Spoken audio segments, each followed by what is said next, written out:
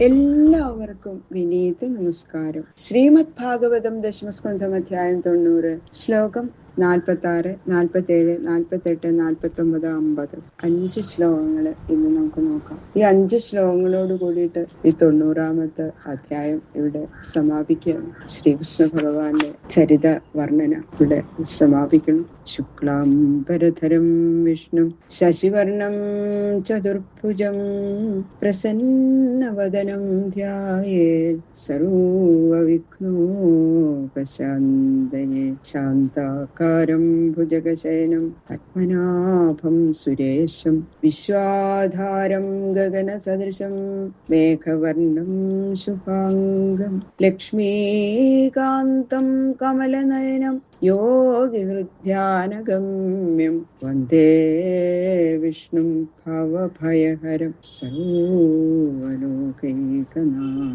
ശ്രീഹരേ നമഃ. കഥാമയം ഭാഗവതാഭിധാനം ഹരേ തനും ദേ ചരിതേ ത്വദീയൈ യഥാമതി ത്വൽപരിതോഷകാമസ്തൗമി പ്രസീദാച്യുത മാരുതേശ. ഗുരുർബ്രഹ്മ ഗുരുർവിഷ്ണു ഗുരുദേവോ മഹേശ്വര ഗുരുഃ സാക്ഷാൽ പരം ബ്രഹ്മ തസ്മൈ ശ്രീ ഗുരവേ നമഃ. ഗംഗണപതയേ നമഃ. സംസരസ്വത്യേ നമഃ. ഗുരുഭ്യോ നമഃ. ഓം നമോ ഭഗവതേ വാസുദേവായ. ഓം നമോ ഭഗവതേ വാസുദേവായ. ഓം നമോ ഭഗവതേ വാസുദേവായ. ശ്ലോകം 46. ശയ്യാസനാടനാലാപ ക്രീഡാസ്നാനാദികർമ്മസു ന വിദുഃ സന്തമാത്മാനം വൃഷ്ണയ കൃഷ്ണചേതസ. ഭഗവാനോട് ഒരുമിച്ച് എപ്പോഴും രമിച്ചുകൊണ്ടിരിക്കുന്ന ആ വൃഷ്ണികളുടെ മഹാഭാഗ്യം അല്ലെ മഹാത്മ്യം വർണ്ണിക്കുകയാണ്. അപ്രാകൃതമായിട്ടുള്ള മഹിമ പ്രകാശിപ്പിച്ചുകൊണ്ടിരിക്കുന്ന ഭഗവാന്റെ പേരിൽ തന്നെ എപ്പോഴും നിലനിൽക്കുന്ന മനസ്സോടുകൂടിയ ആ വൃഷ്ണികള് കിടക്കണതും ഇരിക്കണതും സഞ്ചരിക്കണതും സംസാരിക്കണതും കളിക്കണതും കുളിക്കണതും ഒക്കെ ഭഗവാന്റെ ഒപ്പം അല്ലെ. എല്ലാ കർമ്മങ്ങളും അവര് ഭഗവാനോട് ഒരുമിച്ച് ചെയ്യണു. എന്തൊരു ഭാഗ്യ അല്ലെ. അങ്ങനെ അവര് തന്നെ അങ്ങോട്ട് മറന്നു എന്നാ പറയുന്നത്. ഇങ്ങനെ ഈ വക കർമ്മങ്ങളൊക്കെ ഞങ്ങൾ ചെയ്യണു എന്നുള്ള ബോധം തന്നെ അവർക്ക് ഉണ്ടായിരുന്നില്ല. അത് ഇന്ദ്രിയങ്ങൾ അവരുടെ പ്രവൃത്തി ഇങ്ങനെ ചെയ്തുകൊണ്ടിരുന്നു. അവരറിയാതെ തന്നെ മനസ്സ് ഭഗവാനിൽ തന്നെ ഇരുന്നു എപ്പോഴും. തീർത്ഥം ചക്രേ നൃപോനം യദാ ജനീയദുഷു സ്വസ്സരിൽ പാദശൗചം വിദ്യുത് സ്നിഗ്ധാ സ്വരൂപം യയു അജിതപരാ ശ്രീയദാർത്ഥേന്യയത്ന യന്നാമാമംഗളഘ്നം ശ്രുതമധഗതിതം യൽകൃതോ ഗോത്രധർമ്മ കൃഷ്ണസ്യൈതന്ന ചിത്രം ക്ഷിതിഭരഹരണം കാലചക്ര. ശ്രീ ഭഗവാൻ ഇപ്രകാരം ദേവന്മാരെ യദുവംശത്തിൽ അവതരിപ്പിച്ചു, താനും അവതരിച്ചു. ഭൂമിയിലുള്ള ദുഷ്ടന്മാരിൽ ചിലരെ യദുക്കളെ കൊണ്ട് കൊല്ലിച്ചു, ചിലരെ താനും കൊന്നു. ഇങ്ങനെ ഭൂമിഭാരം തീർത്തു എന്ന് പറഞ്ഞത് കേട്ട് വിസ്മിതനായ പരീക്ഷിത് മഹാരാജാവിനോട് ശ്രീ ശുഖബ്രഹ്മർഷി പറയണം, ആശ്ചര്യപ്പെടണ്ടാട്ടോ. ശ്രീകൃഷ്ണ ഭഗവാന്റെ മഹാത്മ്യം ആലോചിക്കുന്നതായാൽ ഈ ഭൂഭാരഹരണമൊന്നും ആശ്ചര്യപ്പെടത്തക്കതല്ല. ഇതൊന്നും ഒരാശ്ചര്യമല്ല ഭഗവാനെ സംബന്ധിച്ച്. ഇത് എത്രയും ലഘുവായ ഒരു പ്രവൃത്തി മാത്രമാണ് എന്ന് പറഞ്ഞ് രാജാവിന്റെ ആശ്ചര്യത്തെ നിരാകരിക്കുകയാണ്. ഇതിനു മുമ്പ് ഭഗവാന്റെ പാദതീർത്ഥമായ ഗംഗാനദി തന്നെയായിരുന്നു ഭൂമിയിലെ സർവ്വ തീർത്ഥങ്ങളിലും വെച്ചും ഉത്കൃഷ്ടമായിരുന്നത്. ആ ഉത്കർഷത്തിനുണ്ടായ കാരണം ഗംഗയ്ക്ക് ഭഗവാന്റെ പാദത്തോടുള്ള സമ്പർക്കമൊന്നും മാത്രമാണ് താനും.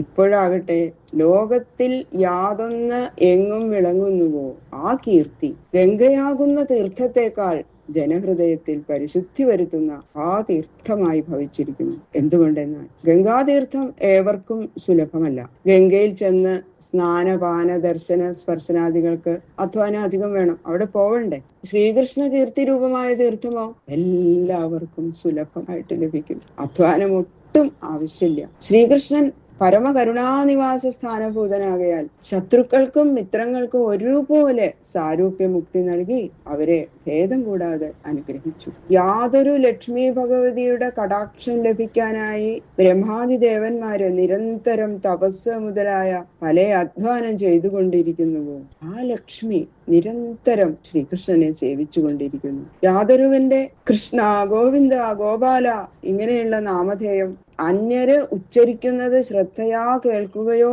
താൻ തന്നെ ഉച്ചരിക്കുകയോ ചെയ്താൽ സർവപാപങ്ങളെയും ആ നാമം നശിപ്പിക്കുന്നുവോ, അപ്രകാരമിരിക്കുന്ന ശ്രീകൃഷ്ണൻ ഈ ഭൂഭാരത്തെ നശിപ്പിച്ചു എന്നതിൽ ആശ്ചര്യം എന്താണ് മഹാരാജാവ്? കാലരൂപമായിരിക്കുന്ന സുദർശനം എന്ന ചക്രം കയ്യിൽ തന്നെ ആയുധമായി ഇരിക്കുന്നതിനാൽ ഇച്ഛാമാത്രത്തിൽ ദുഷ്ടന്മാരെ നിഗ്രഹിക്കുന്നതിന് ഭഗവാൻ ശക്തനാകുന്നു. ജയതി ജനനിവാസോ ദേവകീ ജന്മവാദോ യദുവര വർഷൽസ്വേർദോർപ്പിരസ്യന്നധർമ്മം സ്ഥിരചര വൃജിനഘ്ന സുസ്മിത ശ്രീമുഖേന വ്രജപുരവനിതാനാം വർദ്ധയൻ കാമദേവം. ദശമസ്കന്ധത്തില് പറഞ്ഞിടത്തോളം കഥകള് ചുരുക്കത്തിൽ ഓർമ്മപ്പെടുത്തിയും കൊണ്ട് ഭഗവാനായ കൃഷ്ണന്റെ അസാധാരണ മാഹാത്മ്യം പറയണം ശ്രീ ശുകബ്രഹ്മർഷി. ജനങ്ങളുടെ ആശ്രയമായി ഭവിച്ചവനും ജനങ്ങളിൽ അന്തര്യാമി രൂപേണ വസിക്കുന്നവനുമായ ഭഗവാൻ ശ്രീകൃഷ്ണൻ സർവോത്കർഷേണ വർത്തിക്കുന്നു. ദേവകീപുത്രനല്ലയോ, എങ്ങനെ അന്തര്യാമിയാണെന്ന് പറയണു? ദേവകീപുത്രനല്ലേ, എങ്ങനെയപ്പോ അന്തര്യാമിയാണെന്ന് പറയണത് എന്നൊന്നും ശങ്കിക്കേണ്ട. ദേവകിയിൽ ജനിച്ചവൻ എന്ന് കേവലം ഒരു വാക്കു മാത്രം. സൂക്ഷ്മത്തില് ജന്മാദി വികാരമില്ലാത്തവനാണ് ഭഗവാൻ. അങ്ങനെയുള്ള ശ്രീകൃഷ്ണൻ എവിടെ ജനിക്കുന്നു? യദുശ്രേഷ്ഠന്മാരാകുന്ന പാർഷദന്മാരാൽ ചുറ്റപ്പെട്ടവനായിട്ട് യദുസഭയിൽ ജയിക്കുന്നു. അങ്ങനെയുള്ള ശ്രീകൃഷ്ണൻ എവിടെ ജയിക്കുന്നു? എവിടെ ജയിക്കുന്നു? യദുശ്രേഷ്ഠന്മാരാകുന്ന പാർഷദന്മാരാൽ ചുറ്റപ്പെട്ടവനായിട്ട് യദുസഭയിൽ ജയിക്കുന്നു.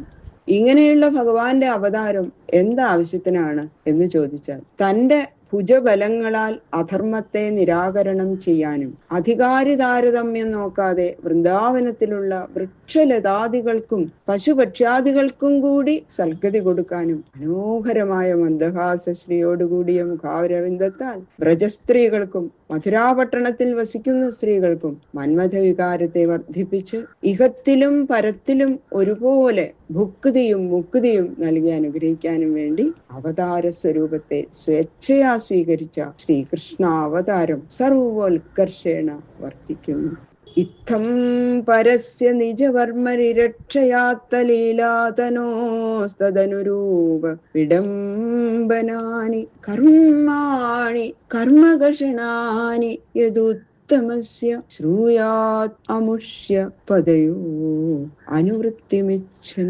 താൻ നിശ്ചയിച്ചതായ വേദമാർഗത്തെ നിലനിർത്തി ലോകത്തെ സംരക്ഷിക്കാൻ വേണ്ടി പരമപുരുഷൻ മത്സ്യകൂർമാദികളായ അനേക ലീലാവിഗ്രഹങ്ങൾ ധരിച്ചിട്ടുണ്ട്. അതിൽ വെച്ച് ഉത്തമവും നിരതിശയവുമാകുന്നു ഈ ശ്രീകൃഷ്ണാവതാരം. ഈ മനുഷ്യാവതാരത്തിൽ അനേകം കർമ്മങ്ങള് അനുരൂപമായ വിധത്തിൽ ഭഗവാൻ ചെയ്തിട്ടുണ്ട്.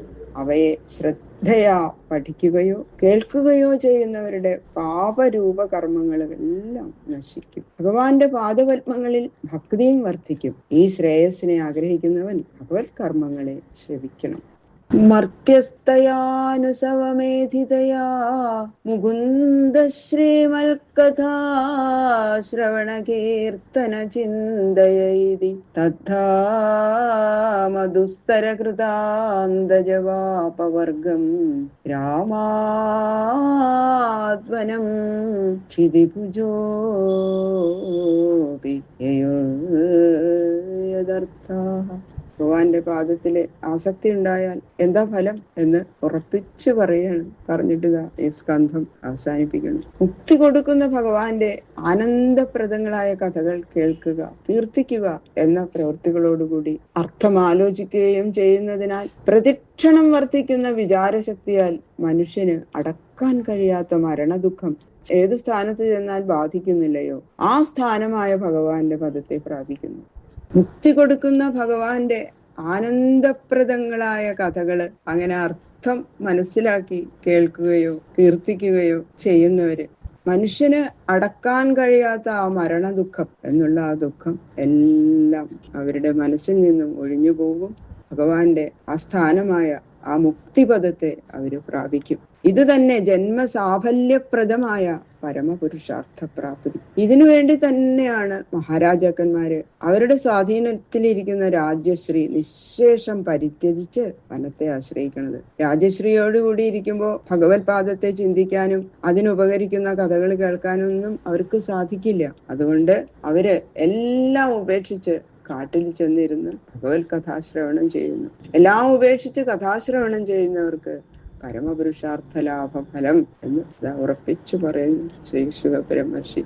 ഹരേ ഗുരുവായൂരം. ഇത് ശ്രീമൽ ഭാഗവതേ മഹാപുരാണേ പാരമഹംസ്യാം സംഹിതായാം ദശമസ്കന്ധേ ഉത്തരാർത്ഥേ ശ്രീകൃഷ്ണചരിതാനുവർണ്ണനം നാമ നവതിതമോധ്യായ. സർവത്ര ഗോവിന്ദനാമ സങ്കീർത്തനം. ഗോവിന്ദ ഗോവിന്ദ ഗോവിന്ദ.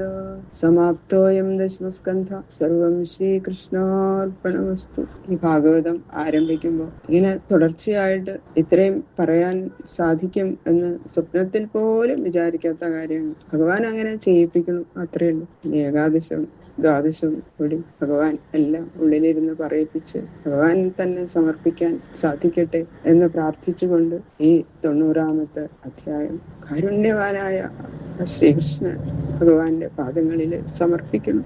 കായേന വാചാ മനസേന്ദ്രിയർവാ ബുദ്ധ്യാത്മനാ വാ പ്രകൃതേ സ്വഭാവാൻ കരോമി യദ്യൽ സകലം പരസ്മൈ നാരായണായേതി സമർപ്പയാമി. സർവം ശ്രീകൃഷ്ണാർപ്പണമസ്തു. ഗുരുവായൂരപ്പ സന്തോഷിക്കണേ.